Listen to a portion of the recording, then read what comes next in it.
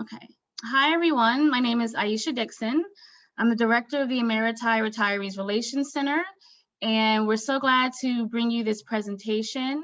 We worked with Steve Cederbaum and Michael Heafy from the Emeriti Association and the Retirees Association to bring you this wonderful program. So currently everyone is muted. So if you're a new first-time Zoom user, there are some ways where you can ask a question. So feel free to either use the chat feature at the bottom where you can just type in your question. You can use one of the emojis to raise your hand. Or once there's a down point in the presentation, you can unmute yourself and ask a question. So I will let Michael Heafy introduce our speaker today. Do you have any other words, Steve, you want to say, or just go straight to Michael? Unmute. Hang on, he muted and unmuted. Okay, so go ahead, Michael. Thank you. Appreciate it, Aisha. Welcome, everyone.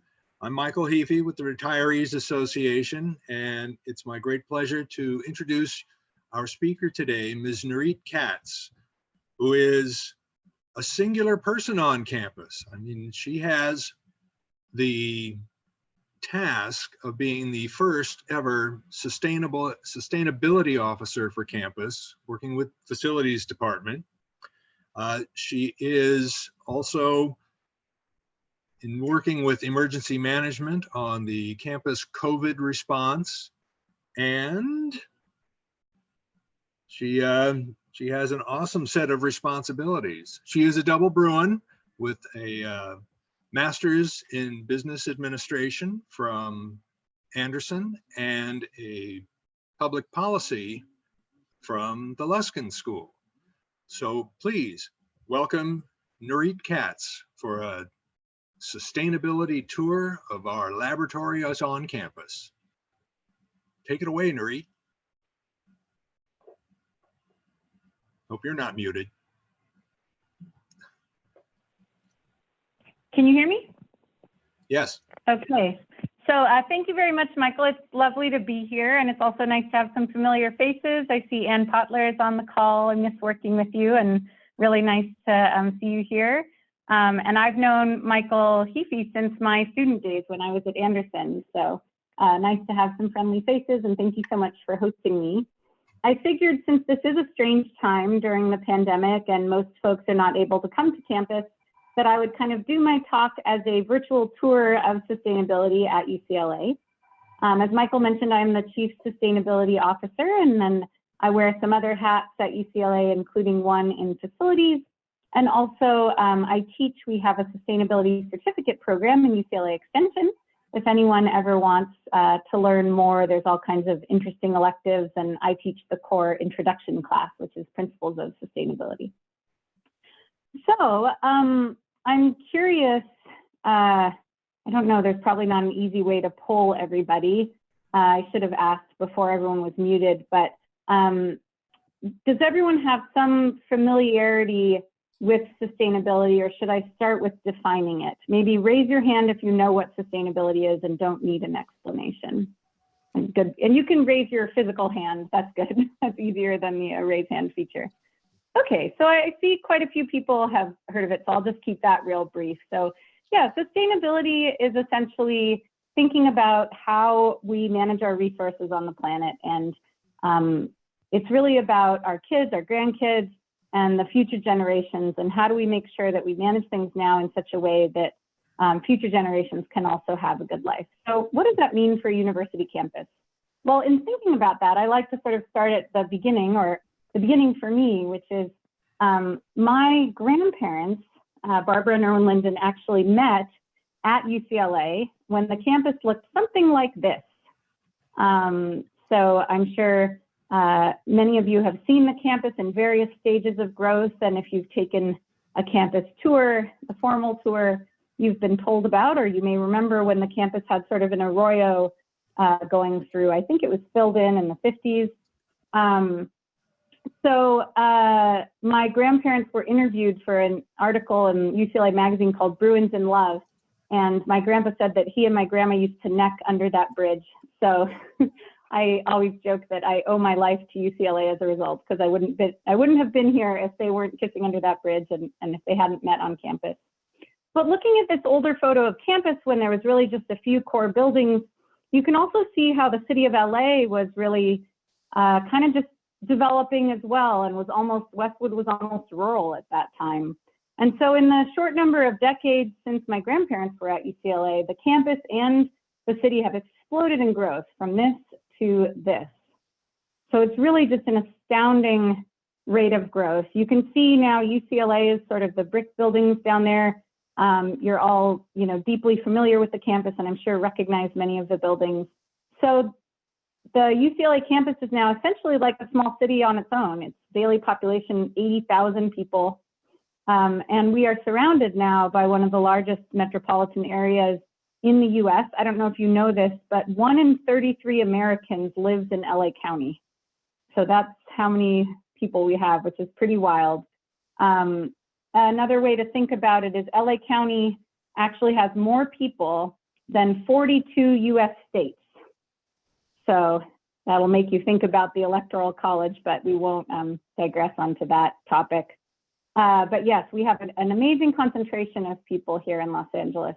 So with this kind of growth has come all kinds of challenges, air pollution and, getting stuck in traffic for 2 hours and a loss of green space. And so we're at a point in our city where many of those challenges are coming to a head, and we as a city, as a county, and as UCLA are thinking about how can we grow smarter? Like maybe it doesn't make sense to have the jobs really far away from where people are able to live, and maybe, getting rid of all the public transit in LA as the car companies pushed for wasn't such a smart idea. Maybe we need to now rebuild our trains and add subways, et cetera. So at UCLA, we are really trying to tackle these challenges. And one of the ways we're doing that is through this incredible interdisciplinary initiative called the Sustainable LA Grand Challenge. And the goal of that initiative is to make LA County the first sustainable megacity by 2050. And there are specific goals around energy and water and biodiversity. And so this is an initiative that brings together faculty and researchers from across almost every discipline you can think of. There's more than 100 different researchers engaged, and they're working together with partners in the city and the county to solve these challenges. So if you're not familiar, it's a really exciting initiative and definitely one of our flagships.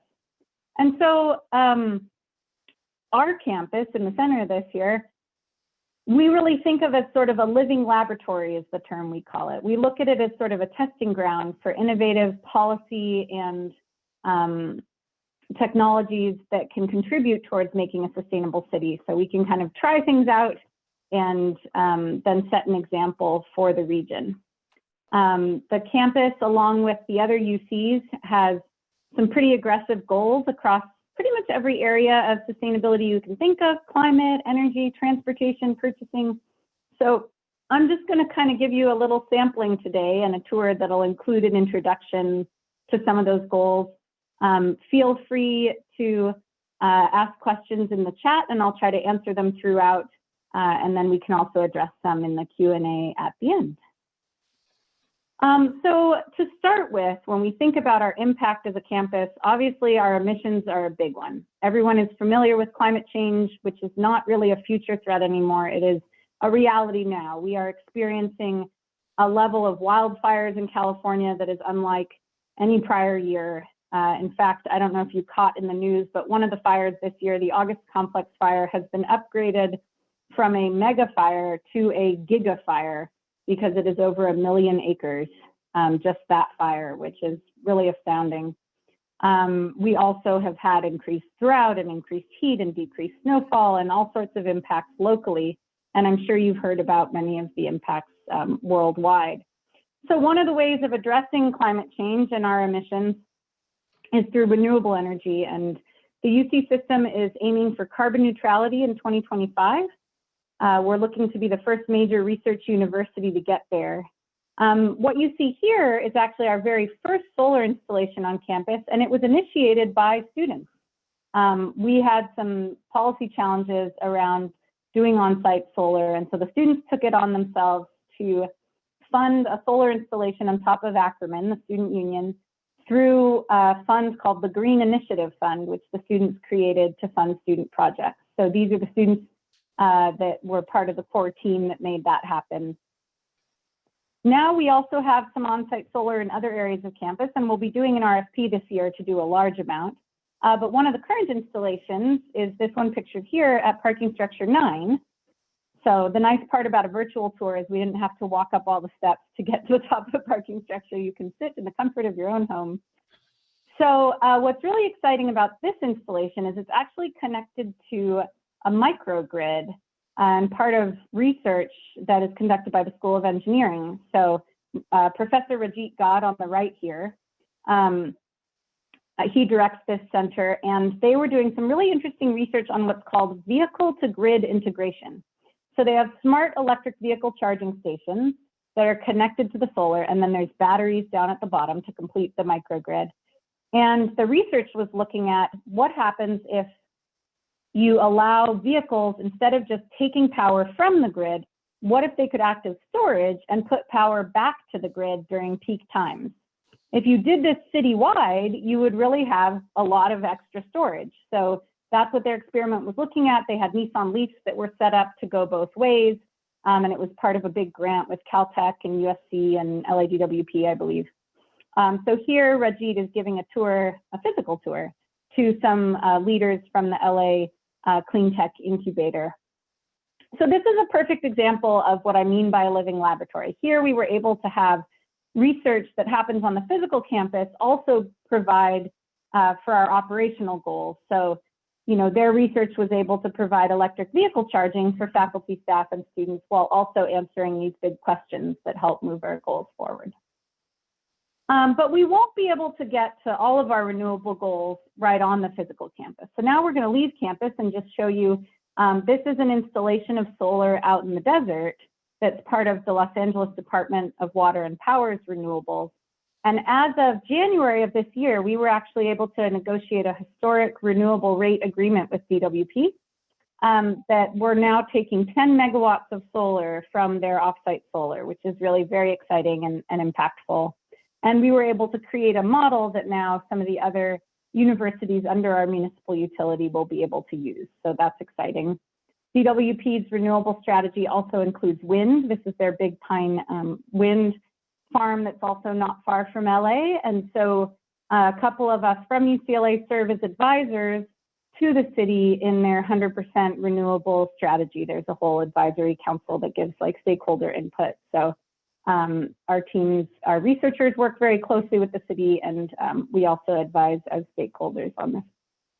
Back on campus, some of you may have had tours over the years of our campus cogeneration plant, or you've at least seen the steam coming up when you visit Reagan or are on campus. So UCLA generates quite a lot of our own power on site in this power plant. A normal power plant, basically you burn some kind of fuel, coal or natural gas or whatever it is, and then there's a lot of waste heat created. In our case, this is a natural gas fired plant. And so we, in cogeneration, and actually our plant is technically trigeneration, so we generate electricity and then we capture the waste heat, and instead of letting it go to waste, we use it to generate steam and chilled water for heating and cooling the campus. So it's basically twice as efficient as a regular power plant. So UCLA has saved millions of pounds of CO2 over the years by operating this plant.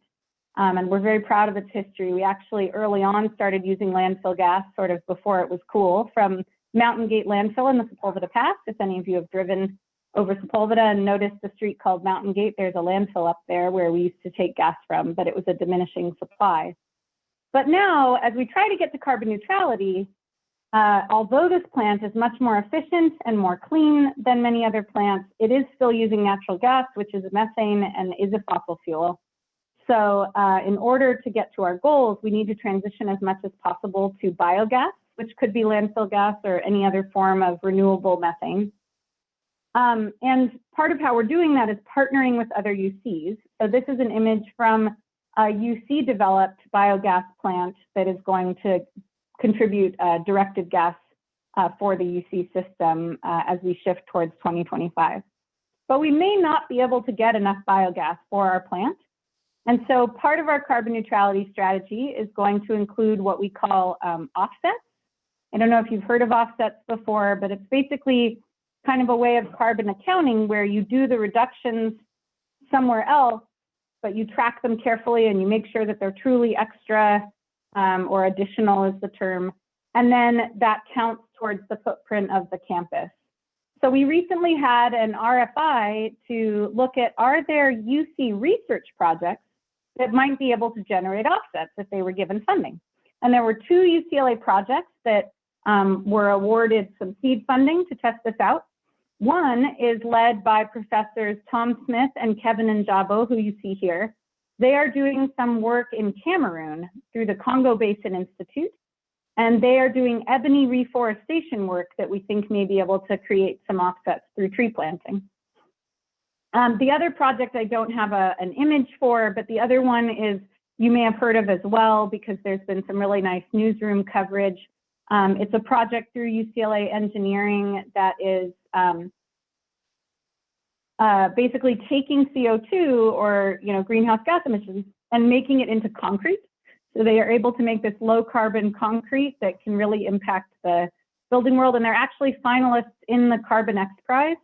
So they got a lot of press for that and really exciting work. So we're hoping that that may be able to generate some offsets as well. So one of the ways we've been able to manage our greenhouse gas emissions over the years is by building smarter and greener buildings. So you may have heard of the US Green Building Council and LEED certification, which stands for Leadership in Energy and Environmental Design. And our requirement through UC is that all of our new buildings need to be at least LEED Silver and target LEED Gold. And we are now, over the years, we've gotten to where we have 52 LEED projects on campus. And 16 of those are the highest level of certification, which is platinum, like this Saxon Suites is one of the new residence hall buildings up on the hill, as I'm sure you're familiar. So a lot of really beautiful and creative and innovative construction has helped us manage our footprint. It's still a challenge as we continue to grow, and even a platinum building is not a zero footprint. So we need to continue to strive to manage that footprint. But as we are building, we're also thinking about the intersection of health and the built environment. So we had students in public health that did a great project, another example of sort of applied research on the physical campus. And their project was called Stairwell with a capital well. So I don't know if you've heard of our Healthy Campus initiative, but it's really an exciting program that aims to make UCLA the healthiest campus in the nation. So these students were looking at how do we get people to walk more and take the stairs if they're able. It's a good way to lower risk of heart disease and diabetes, to keep moving. So they actually did a project where they, if you can still hear me, my computer lost connection. I'm connected on the phone, so I think you should still have audio, but it is reconnecting, so I'm sorry to lose the slides. Can someone confirm that I'm still on audio? We can hear you. Are. Yeah, but the screen sharing stopped. Yeah, so it's reconnecting to Zoom.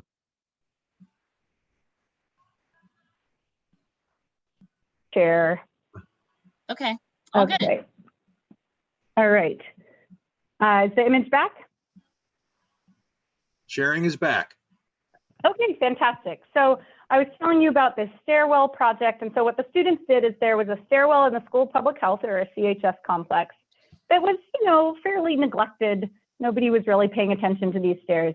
So the students had it converted into what they called a vertical art gallery. And you can see in this top photo up here, some of the beautiful art. And then they placed signage encouraging people to take the stairs instead of the elevator. And then they put, if they're able, and then they put a counter to see what the impact of these interventions was on changing behavior. And they actually found that 30% more people took the stairs after these interventions than before. So they were real and effective. And now we're looking at, doing more of that in other areas of campus.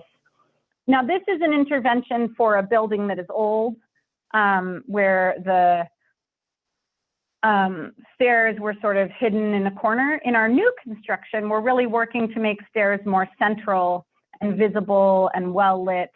So like if you've been to the new Geffen Hall, the new School of Medicine building, the stairs are right in the center and visible and kind of exposed. And a lot of other new construction is like that as well. So just one example of sort of how the built environment can intersect with health. Another example of that intersection is what we call active transportation, which is basically biking and walking. And we're really working to make the campus safer for cyclists. We're adding these beautiful green bike lanes and other features. And AVP Wendy Slusser, who heads the Healthy Campus Initiative, you can see up in this corner, is demonstrating we have a bike channel on the Portola stairs that makes it easier for you to take a bicycle up the stairs instead of needing to pick it up, which is obviously very hard. So these are just some examples of the ways in which we're looking at our built environment and how it can impact human health. So the Be Well pod of the Healthy Campus Initiative is doing a lot of really interesting work there. And UCLA has long been a leader in sustainable transportation, starting with like the 1984 Olympics, where we had to think about the massive number of trips that would be coming to campus. We had a van pool program running for over 30 years that was the largest in the country. That program is now transitioning, but we have all kinds of comprehensive programs to help get people into transit and other sustainable modes. So in LA County, something like 74% of people drive by themselves to work every day. And for UCLA, we've been able to get that number for staff below 50%. And for students below 25%. So really a huge impact on emissions and our air quality in Los Angeles through those efforts. So each of those choices that we make every day, whether to carpool or take the bus or bike instead of drive by ourselves, those choices add up. And another place where those individual choices really add up is in solid waste. So what you're seeing on the screen now that almost looks like static is actually an art piece that is created by an artist called Chris Jordan. And he did a series called Running the Numbers, a portrait of American consumption. And what he's illustrating is just how much waste we create. So this particular piece, if you zoom in, is 2 million plastic beverage bottles. And it's the number used in the US. Guess how often? You can either pop it in the chat or say it out loud. Let me see if I can reopen the chat because it closed for me. But the answer is an astounding every 5 minutes. So it's really extraordinary. And so at UCLA, we're trying to tackle this. Along with the other UCs, we have some really aggressive targets in reducing waste and diverting waste. This Onion article also sums it up nicely. How bad for the environment can one water bottle be? 30 million people wonder. So with 80,000 people at UCLA, these choices really add up. So we have students engaged in all kinds of really neat programs, including policy advocacy. So students in CalPERG partnered with us, and UCLA is now a little bit ahead of the whole UC system, and the whole UC system is now transitioning to phase out single-use plastics. I'm sure you've heard about all the plastics in the ocean. Maybe you've seen the sad videos with turtles with plastic straws up their nose, but it's a really big problem, and we're trying to tackle that in our operations. So we also have students engaged in really amazing applied research. So one of UCLA's flagship programs that I'm most proud of and really love is the Institute of Environment and Sustainability has a program called Sustainability Action Research. And this is where students, it's actually a student-run course for academic credit, and the students form teams, and then they are put in touch with campus faculty and staff to do applied research on campus. So some of the students in these photos were part of teams that were looking at zero waste and auditing the waste streams on campus as an example. Another kind of big piece of the waste stream is food waste. So I don't know if you know this, but in America, we actually throw away as much food as we eat. So that's pretty astounding. And at the same time, especially now during this challenging economic time, we have people who are hungry. A major study UC-wide found that I believe it was more than 30% of UC students have experienced food insecurity. The full study is online, and if I didn't get the statistic correct, but it's an astounding number. And so at UCLA, we're trying to tackle both problems at once. So we have a program that the Basic Needs Office and others partnered on called Bruin Bites. And it's actually a text-based program where if you've ever been involved in hosting events at UCLA, you know that it's easy for there to be over-ordered food, no matter how hard you try. And that fresh food at the end, there are kind of regulations about whether it can be packaged up, but it's certainly still delicious and good to eat. So what we have is a program where students can sign up to get a text when there's extra food at events on campus, and they can go and grab some yummy food and it doesn't go to waste.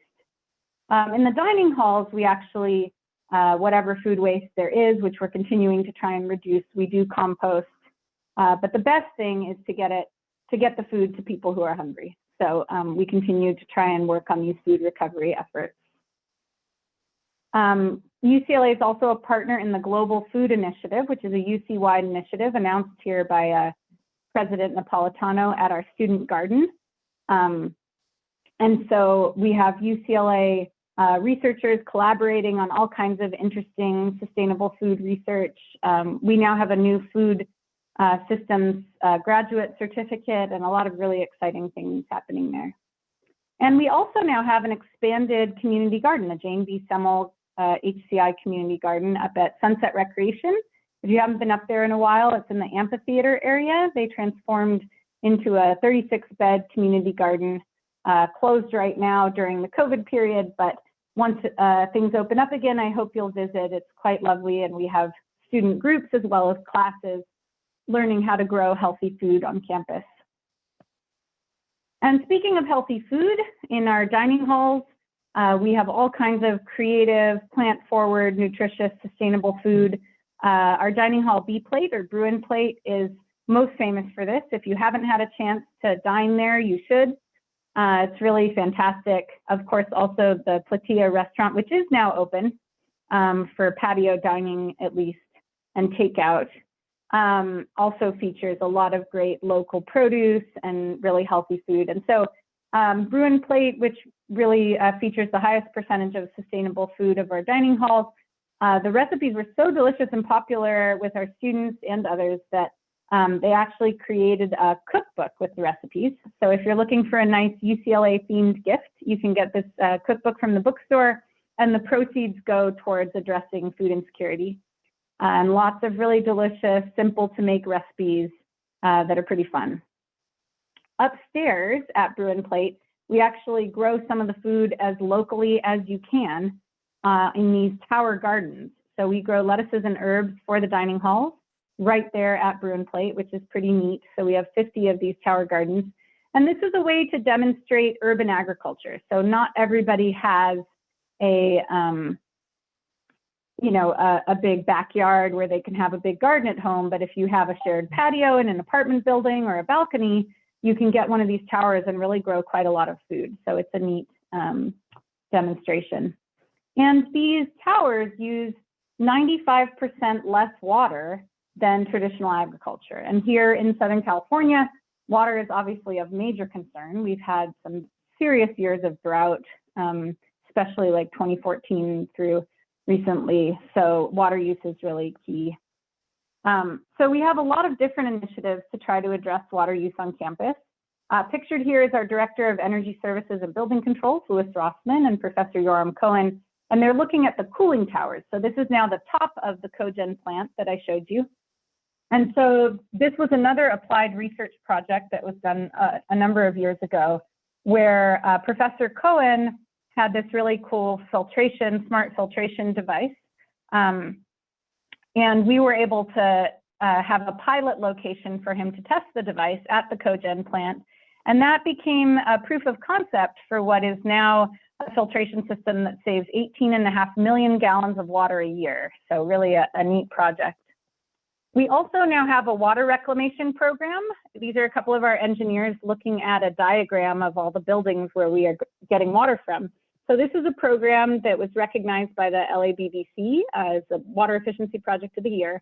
And basically what we do is we capture condensate from laboratory equipment and HVAC equipment, and we bring that back to the cogen. And this program is now saving over 30 million gallons a year, so definitely impactful.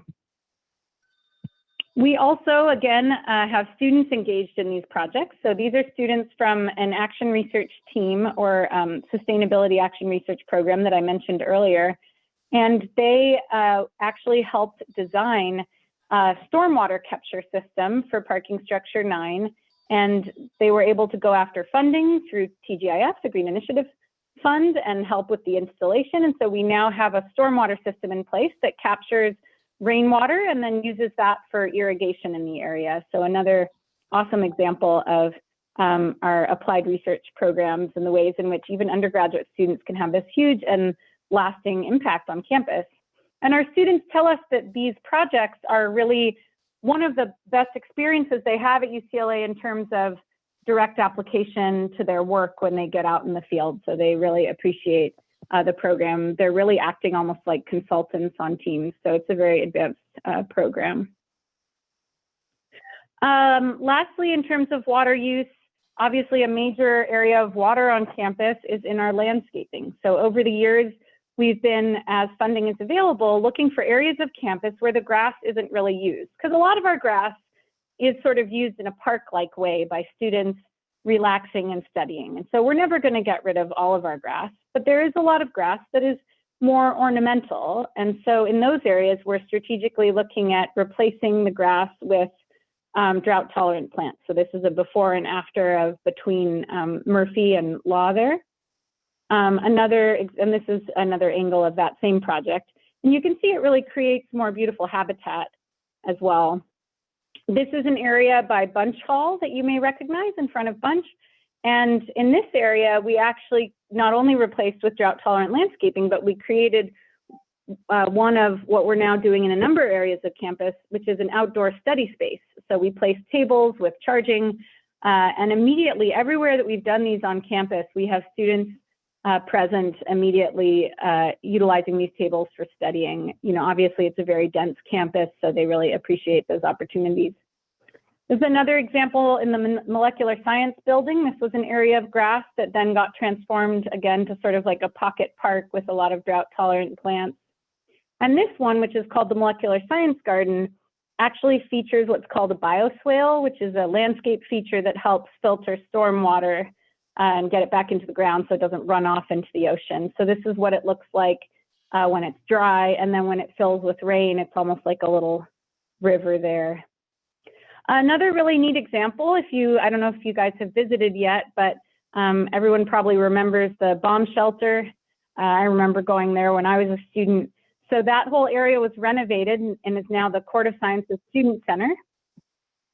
And the roof of the new facility is actually at level with the courtyard, and the landscaping, which is one of our main kind of and only true green roofs at UCLA, features different California habitats. So we worked with faculty to design this project and the landscape architects. And so it has some plants from high desert, some from kind of a chaparral area, and then oak woodland and coastal sage scrub.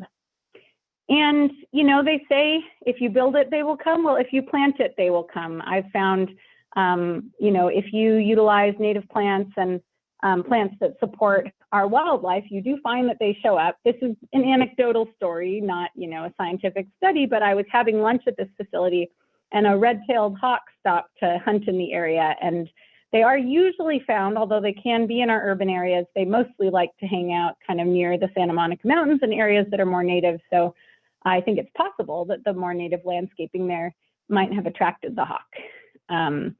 So we are, as we do these landscape projects, trying to keep in mind not only all of the diverse people that we have on campus and their different needs, from studying to prayer space, but also our other fauna. So we have great horned owls on campus that nest just like the one behind me. This is a great horned owl at UCLA, and this pair has been nesting on campus for over 10 years. So these are the very cute, fluffy owlets when they're younger. So it's pretty amazing to see, you know, a lot of students. In fact, I just gave a similar presentation to a whole bunch of students, a giant class recently, like just this week. And I also shared the owl photos because I love the owls. And the student emailed me to follow up on something. And he's like, I can't believe how much biodiversity there is on campus. I thought it was just ants and squirrels. Which I thought was pretty funny, since that is sort of sometimes the most visible. But yeah, there's actually a project on campus biodiversity in a tool called iNaturalist, where you can see all the different species that people have kind of photographed and documented. And our researchers have found that Los Angeles County is actually home to over 4,000 species. It's a biodiversity hotspot. So we have over 52 endangered species and over 4,000 species total. So, you know, next time you are able to return to campus, hopefully you will stop and look around, and you may see some pretty amazing things. This is a video I took of a hummingbird on campus feeding her baby. This is in an area called Hummingbird Alley, or unofficially called Hummingbird Alley, between Geology and Franz. We had a researcher who was feeding hummingbirds in the area and really kind of grew quite a colony. And now we had our students in the Bruin Audubon Society actually were able to get a grant from Audubon under a program called Plants for Birds and replace a lot of the ivy in that area with some native and pollinator-friendly plants. So we're hoping to create more habitat for hummingbirds like this little Allen's hummingbird. So I thought you would enjoy seeing that. And here are the babies when they are more grown and fluffy. They're pretty darn cute. So I will close by saying that, you know, the future of our campus and our city are very much in our hands, and the choices that we make every day on how we operate at home and at work can have really profound impacts on many communities. And with that, I'll open it up to questions. And I see that the first question is, did you take all of the bird photos and videos? And the answer is yes. So I really enjoy wildlife photography on the side. So I'm glad that you liked them. And I've tried to document some of our wildlife on campus and also, you know, locally in Los Angeles. And Michael, you had posted a question, but when my Zoom restarted, it actually disappeared. So could you copy and paste that in there? I think you were asking about the project that's connected to architecture. Correct. I was Yep. I was asking about the LA Lab, which is a group of students who put together a project for bird habitats around Los Angeles, and they proposed one actually for outside of Ackerman, I think. Yeah, so their project, I believe what they're calling it is a biophilia treehouse. And it's an art-based kind of structure. They're actually connected to a lab called Counterforce. Counterforce Lab is part of the School of Arts and Architecture. And it's Professor Rebecca Mendez. And so these students are working with her, and they have this biophilia treehouse project. Once I stop, let's see, I can stop screen sharing. I'll drop a link to it in the chat a little bit later. Or if you like, why don't I send a number of follow-up links afterwards, and Aisha, could you distribute those? Okay, perfect. So I'll include a link to the project. So yeah, it's a really neat project where they're trying to build a structure that will include, again, plants that might support our wildlife. And one of them they're hoping to demonstrate on the UCLA campus. So part of my role is helping students kind of navigate UCLA administration and bureaucracy. And so with this project, their original design was all wood, and I had to be the bearer of bad news to say there's absolutely no way that a giant wood structure would ever go by the fire marshal. So I've asked them to look at some other materials that might, you know, aesthetically still work, but also be more fire safe. So those are the types of issues that I sometimes get engaged in, but it's a really neat project. And so they're trying to create kind of a structure that you could walk into and then be surrounded by birds and pollinators and kind of have this momentary pause where you can really connect with nature. You know, across our city, we have all sorts of areas where our researchers have found there's a real deficit of parks. You know, the 3 E's of sustainability are environment, economy, and equity. And the equity piece is huge. You know, we have major environmental justice issues in LA, different communities that are very differently impacted by air pollution because they're next to the freeway corridors.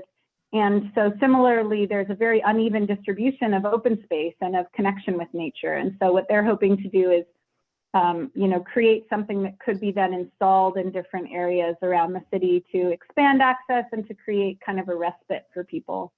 I think during this pandemic time, a lot of people have paid different attention to nature. I think a lot of people have found solace in moments of nature. And as people are working at home, they've noticed their home birds more. There have been some big articles in national publications on how people are kind of picking up birding. So that's been really nice to see, I think. And yeah, so that's what that project is about.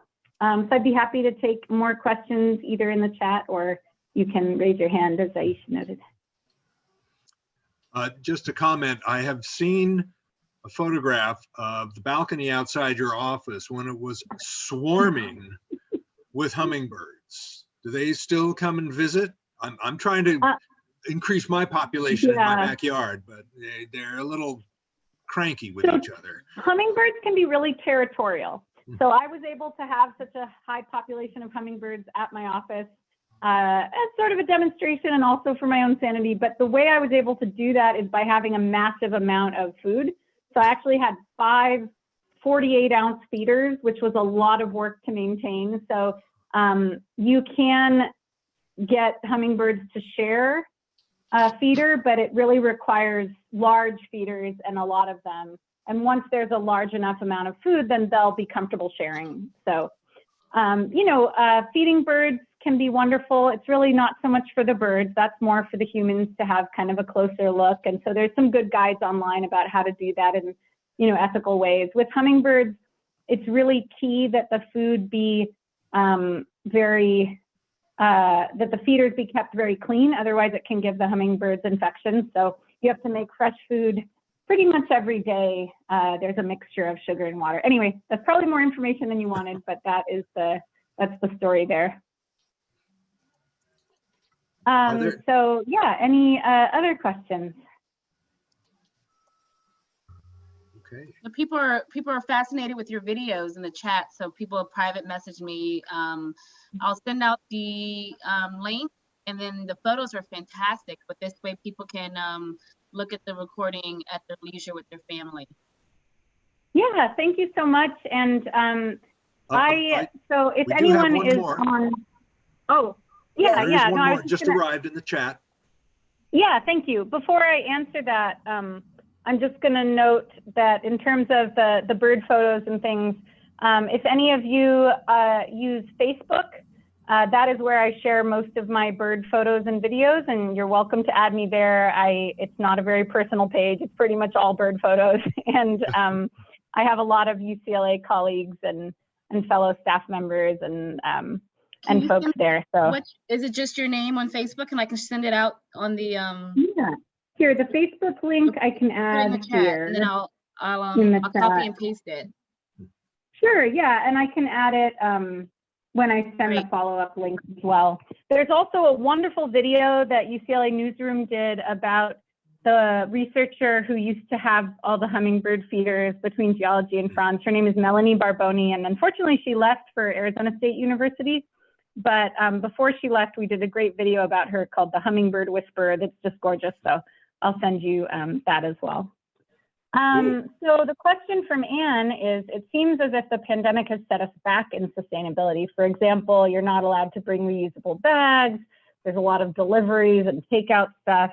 How long will it take us to reverse those trends? So that is a really good question. I actually did a webinar for UCLA Extension on kind of this intersection between COVID and sustainability and kind of crisis and resilience. I think it's been a mix. There is a lot of disposables being used. My hope is that once we get past the pandemic, that we will be able to reverse a lot of that. The bags thing I think is really unfortunate. I think you should be allowed to bring a bag and just bag it yourself. So I think some stores have started to shift on that. Correct. On the flip side, though, I think the pandemic has also brought some huge behavior change that is positive for sustainability. particularly all the remote working that is taking place has a huge impact on reducing vehicle emissions. So I am hoping that some of these trends you mentioned about packaging will reverse, but there are some aspects of this COVID period that I really hope do not reverse. So I'm very hopeful that organizations will continue significant remote work. I believe actually the California legislature is considering making that required. So I think we will see some of that. Some big companies have actually now eliminated their in-person office. So we actually have, I think like Twitter and some other companies have just gotten rid of their offices and all employees will be virtual now. So I think, you know, whether we were ready for it or not, this pandemic period has been this massive experiment in virtual work and also online teaching. And I think that hopefully some of that can continue. Other questions? Yes, I had a question. Yeah, please. You talked about the sustainability in 2050, and what I was wondering is, is there any movement towards desalination of water because we can't keep getting our water from Northern California? Yeah, that is an absolutely excellent question. The short answer is yes. There is increased, work on desalination. In fact, the professor that I mentioned in my talk, Yoram Cohen, part of his work is creating smaller mobile desalination units. So there are a number of different faculty working in that space of water treatment, including the now new faculty director of the Grand Challenge, Eric Hoke, who's also from UCLA Engineering. But the goals for water in LA, desalination is actually only a part of the puzzle. So the other major pieces are, increasing rainwater capture. You know, it doesn't rain a lot in LA, but when it does, it's a lot of water. And so, really building capture can help.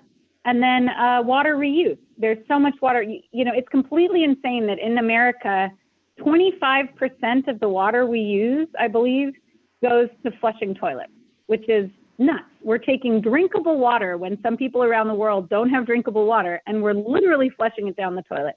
There's no reason to do that. You can use gray water or the water from when you washed your hands to flush the toilet. And so, the shifting building standards requiring more gray water use and then retrofitting older systems to capture and treat wastewater is also big pieces of the puzzle of how we get LA to locally sourced water instead of water from Northern California, as you know. Good, thank you. Yeah, absolutely. Other questions? I see a note from Steve asking about desalination requiring a lot of power. That is correct. That's one of the challenges with desalination, but some of the newer technologies are trying to find ways to do it that are more efficient. So that is one of the challenges that are being tackled. I'll also read out, in case not everyone is looking at the chat, Claudia notes that Ralph's is now allowing you to bring your own bags. I think it depends on the store. Depending on the store, it sounds Adrian had his hands up for a question. Sure. How much of the gas are we getting from Mountain Gate now? I understood it was down to about 17%. Are we still getting a sufficient amount from there or not? No, and it was down to even lower than that. And it was a diminishing source because it's a closed landfill. And so we came to kind of a breaking point in 2016 because the pipeline, it was a direct pipeline from Mountain Gate to UCLA. The pipeline broke and it was going to be quite expensive to fix it. And so we talked with the city, we talked with the place, but it was a diminishing amount of gas and lower quality. So unfortunately, we actually stopped taking that gas in 2016.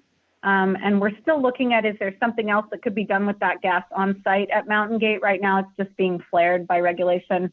But it was a diminishing amount. And so we're really looking at other sources of biogas that we can now use to transition. Do you have any large sources or not? Well, we have, so UC is actually developing major biogas projects to help supply, but we're also still interested in others. So, if you know someone, let us know. There's what's called directed biogas, where the biogas gets mixed in with all the gas, but you track the credits. So that's these installations that UC is doing are outside the state of California, but they will count towards our biogas. So it's a little complicated, but we're trying to work on it. But yeah, thank you for asking. There is another question in the chat from Patricia Miller. Besides not using plastic bottles, what can we do in our homes that has the most impact? That is a fantastic question, and I can send a link in my follow-up links. Our Deputy Chief Sustainability Officer, Bonnie Benson, just did a great talk through a series called UCLA Connections on sustainability during the pandemic and what you can do at home. So I will share that. But I would say, anything you can do to reduce energy use. So turning off your lights during the brighter part of the day if your home has enough natural light, turning off your computer at night, driving less, as much as you can. Obviously, sometimes you need to drive or you're not able to walk, but when you're able to, using other means of transportation is really good. And even if you're driving, just thinking about your trips carefully, like maybe you only go to the grocery store once and are careful with your list instead of 5 times. Those little things kind of do add up. Buying local in terms of your produce, like supporting farmers markets and local farmers certainly can have an impact. Other purchasing choices, and honestly, just buying less, which is, a lot of these notions of sustainability are presented as if they're newfangled ideas, but really they're just older common sense. For generations, humans were really careful with their resources because we had to be. The Great Depression, many of our, friends and family who lived through that period, like when I was growing up, like my parents, my dad who was an immigrant, my grandparents who lived through the Depression, like they didn't waste things. If a chair broke, you fix it. If there are leftovers, you put them in the freezer. Even sometimes for a very long time, there would always be bagged and labeled leftovers. And this disposable culture is really pretty new. It's really more like the last few decades that we've gone on this whole crazy, hey, let's make everything out of plastic and throw everything away. And then we realized like that's a pretty stupid way to do things. So a lot of sustainability is just returning to being more careful with our resources and more thoughtful. There's all kinds of now, like students have these like fix it or repair cafes where they teach each other how to fix stuff, because we're in a culture of throw it away, but they have like workshops on how to fix your iPhone or how to repair things. So yeah, buying less, fixing things that are broken, buying clothing from a thrift store instead of new, all of that can have a really big impact on greenhouse gas emissions and waste and all of those things. So thankfully, a lot of the things that need to happen for sustainability can also save money, can also make your life a little brighter. So lots of good things to do at home. And so I'll share Bonnie's talk with you when I send the links. Any other questions? Continue to reduce, reuse, and recycle. Yeah, I mean, those basics are real strong, and especially reduce. A lot of people think about recycle, or they think about let's buy the fancy luxury sustainability thing. But the truth is, not using the energy in the first place and not buying anything is still the best thing that you can do. Is just reduce the amount of stuff, Other questions? Anybody else out there? We've got a little time left. Okay. Nurit, it's been really grand to see you. Thank you so much for all your service to the campus and to the earth and our community. We're really Absolutely, proud of you. It's really a pleasure. Thank you, and I love your sort of jungly background there. It's really nice. So, speaking of nature, but yeah, it's truly a pleasure. It's been a pleasure to be of service. You're welcome to reach out. So my email, if you have questions, but you didn't want to ask them during the talk, you can reach me at sustainability@ucla.edu, and I'll include my full contact info as well. Also happy to communicate by phone, etc. I've been really involved with the COVID efforts for campus, so happy to answer questions about that too, or sustainability. or anything like that. So yeah, thank you so much for taking the time to listen, and I hope you enjoyed the virtual tour, and nice to see some friendly faces and meet some new ones. So have a wonderful day. You have my email to send me the links you're talking about and all the pictures, and I'll make sure I send that to all the attendees today. Fantastic. Thank you so much, Aisha. It was really wonderful. And thanks for making all the Zoom and everything really easy, and all the logistics well organized. I really appreciate it. Great. Thank you. All right, everyone. Have a great afternoon. All right. Take care.